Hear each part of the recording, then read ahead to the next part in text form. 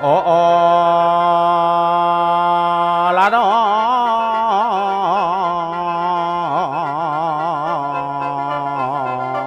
วานวล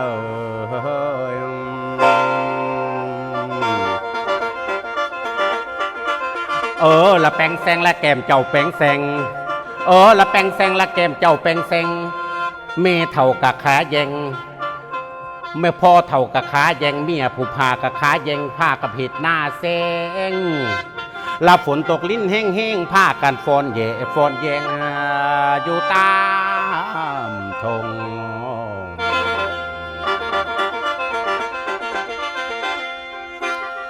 อ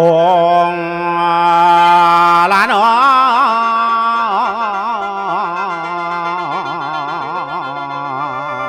วานวัน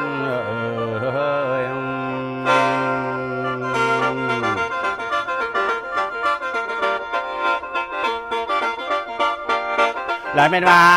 เดินนายยุกกองุมของุมเดนางยุกกองุมละของุมเดนางขออาสาลองลัดสู่อันแนวดันบ่มาลามาขอขันขอฟันหัวให้ก็ได้เดบ่ไปขอสี่เธอเดียวขอเที่ยวทางขอกันพันเถื่อขอเมื่อหอดบาดนอดปุ่นจักมา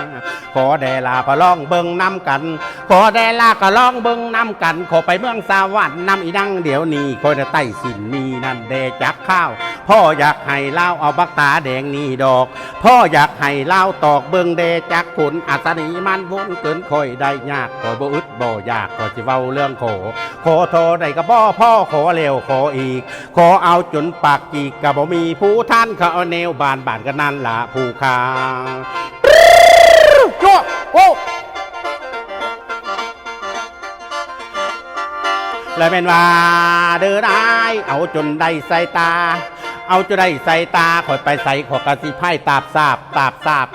บสมว่าใจขอยอยากได้เต็มหาไปเกณฑ์แกเกณฑ์ขนเอาไปกองคำพูนเอาไปเหตุเทือนกอตึกห่างขายของเอามันได้ทั้งสองละตึกน้อยตึกใหญ่หาเฮ็ดลูกไผ่บ่หาคนโง่คนงามหาตะแนวข่าวไปแกงอุ่ยลุยเอาไปเฮ็ดปีปุยเป่าลินยามหนาวเลยเป็นว่าเดินนายพ่อข้าวแล้วสิเดินดมส้มป่า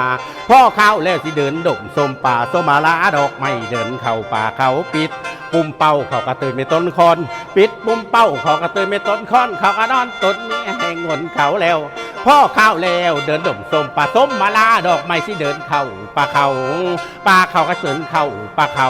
สีหน้าจุ่มขันมายุ่มโกยาขเนมเด้งสุขสบายดี